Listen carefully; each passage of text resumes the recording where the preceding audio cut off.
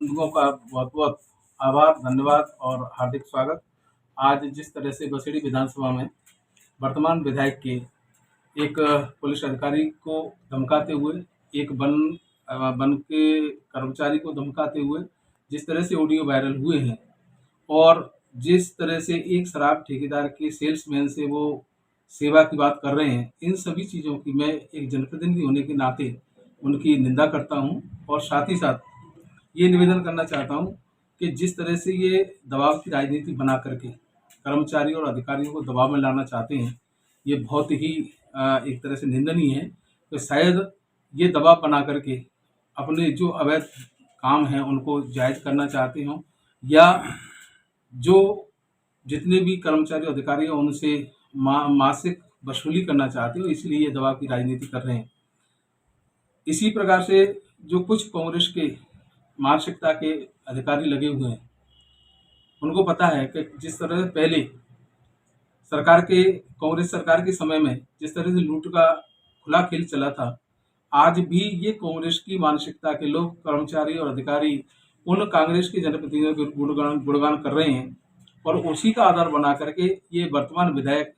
अपनी monthly set करना चाहते हैं। इसी के साथ साथ मैं और ये निवेदन करना चाहूँगा कि जिस तरह से नगर पालिका सर्वोत्तरा में परसों कार्रवाई की है और जिसमें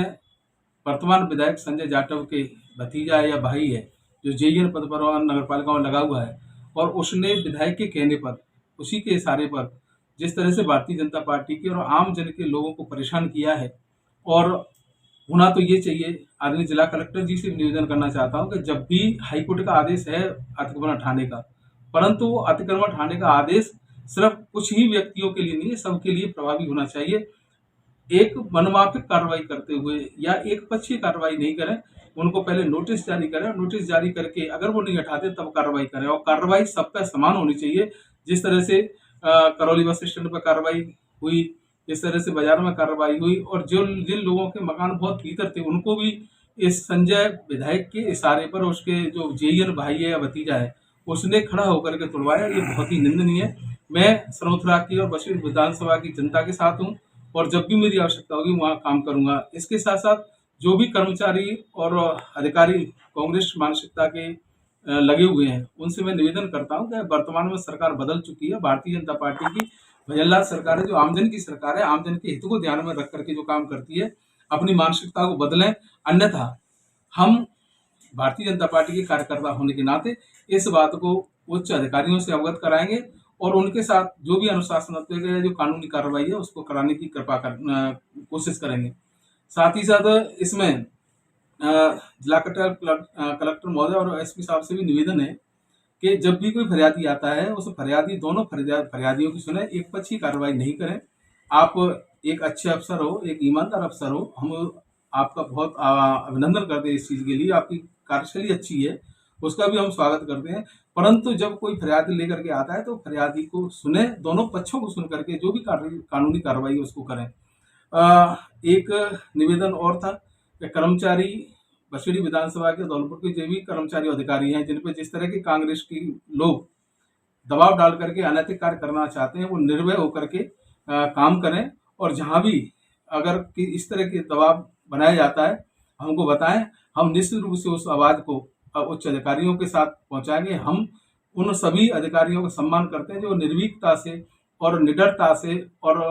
पक्षपात रहित कार्रवाई करते हैं, हम उनके साथ हैं और हमेशा उनके साथ रहेंगे। और